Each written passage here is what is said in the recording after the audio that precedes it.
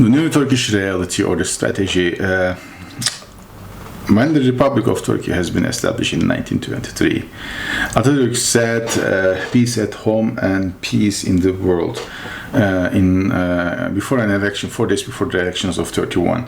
And it holds a paramount amount in the first years of Turkey. In this respect, it's necessary to evaluate the principle of peace at home, peace in the world, together with the domestic and the foreign policy. The principle, which is technical expression in its broadest and most common sense, also expresses the protection and the continuity of the international peace. The aim and the meaning of the policy is to try and to help the establishment of legal order, both at home and global.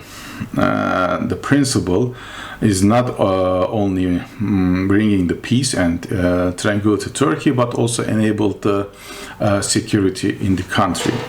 Following the collapse of the Ottoman Empire, Turkey needed time to ensure that the security will be established and the environment to set up industrial development will be also established. Therefore, we need a national politics to be in place, which will help to develop the security apparatus, including the right foreign policy.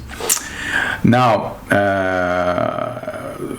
our policy is looking like the same with the Central Asian nations for today's foreign policy. Turkey chose to concentrate on establishing industries while not touching any vital conflicts among the neighboring countries.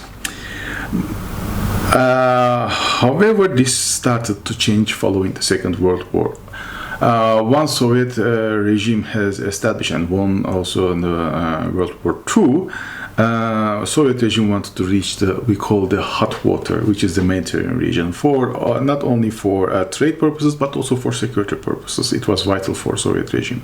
At that time, Turkey has similar manpower like the Soviets, but the Soviets, due to the World War II, also has a ready setup for the army. So Turkey felt that it needs to find an ally, and that ally was US. So the two outcome of US is to stop the spread of communism and to stop the Soviet reaching to hot water through the Bosphorus.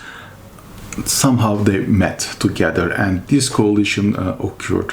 So the United States shared military advanced technology with Turkey, while Turkey was setting a wall, let's say, to Soviets in the northern flank of NATO.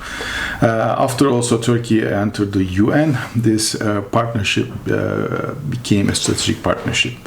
But in 1962, Turkey was first time disappointed with the US actions during the Cuban crisis. Of course, it was vital for Turkey, or beneficial for Turkey, like elsewhere, to see the United States and the Soviet regime came to truth or peace.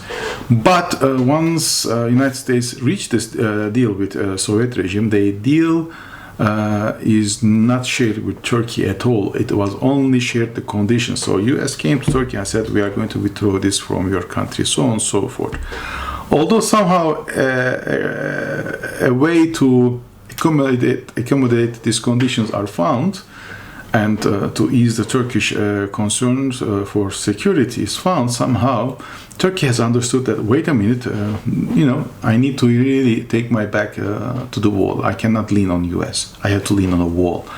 Especially in 1972, the Turkish peace operation in Cyprus, and then an embargo is put against Turkey, not by only US but also by Europe.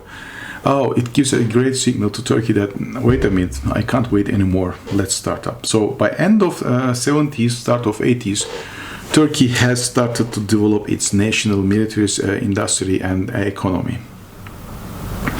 At first, the defense industries and research and development in industries, which is called SAGE, established as a reaction to embargo right away in 1972. And then all these major institutions are set up. TÜBİTAK and other national defense industries, and the economy has been opened after 80s. They all started up. And this is very important. Then we see up until today that Turkey has developed its military industry, especially after 2000s. Today, Turkey has expelled from F-35 fighter program due to its procurement of Russian S-400 air defense system. U.S. Senate passed the bill blocking Turkey to access F-35 fighter. But Turkey then put a reaction to this and developed its TFX air fighter program as an option to FX-35, which is okay, understandable. And the drone that we have started producing is a great success story. It has proven its reliability and durability during the war between Armenia and Azerbaijan, Libya, Iraq, and Syria. Now we have been selling to the countries, including the European countries, Poland, let's say. And Turkey has been also developing its own air defense system, like S-400. It's called Hisar A, O, and U. A is for low altitude, O is for middle range, and U stands for high range. And A and O already been established, they are in the service now, and U will shortly be in place, so 300 kilometers is supposed to be the range for it. Therefore, it's also important for Turkey to even now produce its own national air fighter jet engine, tank engine, targeting systems, and even the programs that will be important, like Microsoft and so on and so forth. In order to access these, Turkey has the manpower resources. Yes, it will take time, but it doesn't mean that there is no man resources. The problem is the economy. The deterring economy is forcing government to spare low budget for each these. Let's say for TFX we are now spending a couple of billions at this moment, but the target is maybe 20 billions around. But even the Koreans have spared like 90 billions. US is more than 100 billion in order to do the TFX-35 and the Korean for their own stealth fighter, 5th generation air fighter. So comparing all these things, this gives some kind of now uncertainty in what will happen with these programs. Turkey is locating between the junction of Middle East, Africa, and Europe. Therefore, it's important to have a very strong army with a strong, reliable economy. And in order to do all this, we have to change our economy or mind. Yes, Turkey has a new now constitution, which gives a great power to president, like in US. But how we are utilizing this opportunity is totally unconventional. And therefore, Turkey is losing time. We have to let the people to have the power so they will start growing and developing all these programs. But in our example, it's only president who decides this and try to do that. And that's impossible to do. So he has to share the power in order to achieve and to see the country going up. Turkey is, of course, has the all power to do so, but it has to make some kind of a choice between strategic and non-strategic aims. And to do so, we have to lay all our options, resources, and conditions, and we have to decide what we want to do. Let's say with the refugee policy. I mean, what do we want to do with the refugee policy? Having greater like 5 million or 10 million people in a 1 year or 2 years time, okay, it might be a great risk or it might be a great opportunity. If you have your economy up, and to support these people and giving these people by passport and introducing this as a workforce to the economy might be great, but we don't have the economic resources. And in order to have the economic resources, you have to make some structural reforms, you have to make some reforms with your laws and with your economy. I mean, first of all, you have to have a central bank director who has the independence to apply the policy that it fits to Turkish interest. But here in our environment, there is only one president, and who does everything and decides everything for every person in every institution. And this is what is wrong. So Turkey should define or redefine its strategy. Yes, it should at least redefine its strategy in the short term, between, I would say, 1 to 5 years or even 3 years. Yes, everything can be achieved by a strong army, but if you want to have a strong army, you have to have a strong economy.